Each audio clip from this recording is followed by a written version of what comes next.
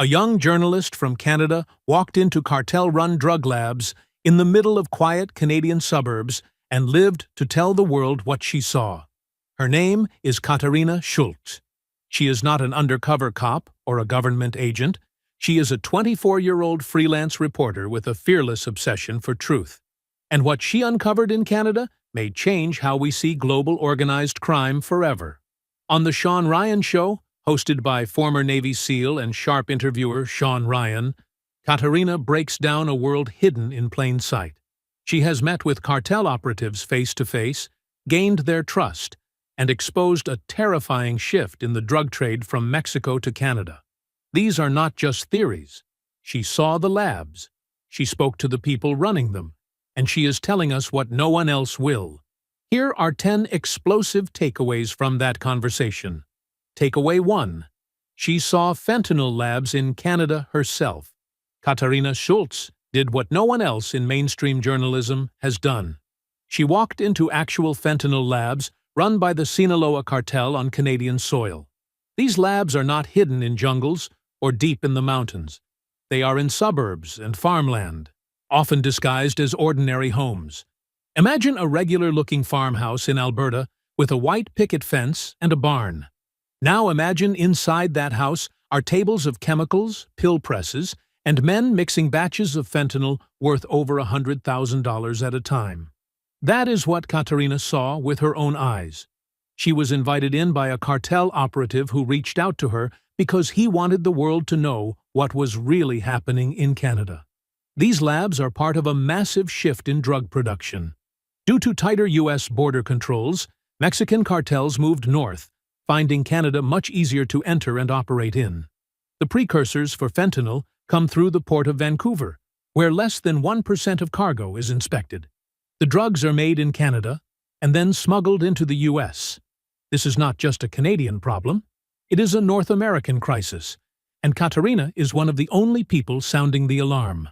Now that you know she has seen the labs herself, the next question is, how did she get this kind of access? Takeaway 2. How cartels gain trust and access. Gaining access to cartel members is not something that happens by accident. Katarina built her reputation slowly, by being obsessed with organized crime since childhood and by never breaking the trust of her sources. She does not judge the people she talks to. She listens. She lets them tell their side of the story, even if they are violent criminals. And because of this approach, they talk to her. They feel safe with her. Many cartel members want to show off their power. They want the world to know what they control. And journalists like Katarina become their mouthpieces. But she is not just a puppet. She always protects their identities and uses the access to expose the deeper operations they are trying to hide. Being a young woman also helps. She is non-threatening, and that lowers the guards of the men she interviews. It is not luck. It is smart, fearless, and disciplined reporting. But access is only one part of the story. To understand why these labs are in Canada, we have to look at how the entire operation moved north. Takeaway 3. Cartels are shifting operations to Canada. Cartels have made Canada a new hub for drug production and trafficking. When the United States tightened its southern border, Mexican cartels began exploiting the long and mostly unprotected northern border with Canada. It is over 5,000 miles of forests, rivers, and quiet roads that are rarely patrolled. They did not even need a visa to enter. Cartel leaders and operatives used regular tourist visas to fly in and set up shop. Once in Canada, they partnered with existing local gangs like the Hells Angels and the Red Scorpions. They promised huge profits and brought in fentanyl precursors from China through the port of Vancouver. These ingredients were then taken to hidden labs and used to manufacture pills that are trafficked into the U.S. Canadian law enforcement is aware of all this, but does not have the resources or structure to fight back effectively. It is a perfect storm of vulnerability, greed, and silence. And the silence becomes even more dangerous when the police themselves cannot keep up. Takeaway 4. Canadian policing is not keeping up. According to Katarina, even Canadian police admit they are overwhelmed. She spoke with a senior officer from the Royal Canadian Mounted Police who said they are aware of cartel operations but cannot stop them. The problem is too big, and they are underfunded and underprepared. One shocking moment came when the head of the RCMP estimated there were 4,000 criminal groups operating in Canada, but the actual intelligence number is closer to 668. That gap in knowledge shows how disconnected the police leadership is from reality.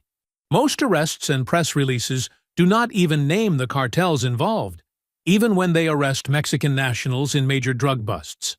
Instead of direct confrontation, the government sometimes tries to stop them by seizing homes or freezing assets. But the cartels just move to another location. Without major changes, the system will continue to lose. Now, let us take a look inside these operations and see how the cartels are structured like corporations. Takeaway 5. Inside the daily life of the cartels. Cartels are not just violent gangs, they are structured organizations, much like large companies. There are bosses, managers, field workers, and even people who do nothing but watch and report. These low-level lookouts, often called punteros, make as little as $500 a month. During times of conflict or budget cuts, these workers do not get paid at all. Yet they stay. Katarina saw this firsthand. When cartel members were so broke, they stole food from Uber Eats drivers, but still did not quit. The reason is not just money. It is identity. These men feel powerful being part of something big. Cartel leaders are treated like celebrities. People wear their faces on hats and shirts. They are praised in music. Some towns even sell religious statues of them. For many young men with no other options, working for the cartel is like being part of a powerful club, even if it means dying for it. As their operations grow, cartels are now recruiting people from far beyond Mexico. We're halfway through the video. Thanks for sticking with us. If you're enjoying it, hit the thumbs up and share it in your WhatsApp groups. If you'd like to support us, please tap the thanks button below. It helps us keep making great content. Drop a comment and don't forget to hit subscribe for more. Now let's continue with the video. Takeaway 6. Cartels recruit globally and online. Recruitment into cartels has gone international. Katarina got access to cartel-controlled WhatsApp groups used to hire people in Canada. Some recruits were asked if they were willing to kill. One man was offered 55,000 Canadian dollars to carry out a hit, with specific instructions not to involve children or families. Others were offered jobs to smuggle drugs or weapons, or just deliver packages. These groups used Canadian area codes and were filled with users from places like Alberta and Toronto. Some recruitment also happens on social media, using vague posts to attract desperate or curious people. Cartels also look for certain traits. Former gang members, fighters, and people with a history of violence are prime targets. By using locals, the cartels reduce suspicion and blend into the population. It is a method that works quietly and effectively. Once these people are inside, they are sometimes trained in advanced warfare. Takeaway 7. Cartels are using advanced war tactics. Cartels are now fighting like small armies. Katarina reports that in some Mexican states, cartel members are trained by former U.S. military or Israeli contractors. These operatives know how to mount miniguns on vehicles, use drones to drop explosives, and even build homemade bombs. They are not just attacking rivals. They are attacking Mexican police and military. One tactic is to use fake information to lure government forces into traps, then bomb them using drones. The technology has advanced fast. Some drones now drop bombs and return safely. Others are used for surveillance. Cartels have even installed cell phone blockers in towns, so outsiders cannot call for help or track activity. They are building their own high-tech war zones, and most governments are not prepared to fight back. But violence is just one part of their empire. Cartels are making money in ways that may surprise you. Takeaway 8. Drug profits are just the beginning. Fentanyl and cocaine are not the only sources of money. Cartels are now stealing crude oil and selling it to American refineries by labeling it as waste oil. This theft brings in billions. They are also taking over avocado farms. In regions like Michoacán, they show up armed and tell farmers to hand over their land or give up a huge portion of their profits. These fruits are then exported to the U.S.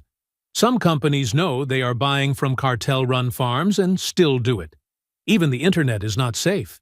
In some Mexican towns, cartels cut the wires of regular internet providers and set up their own.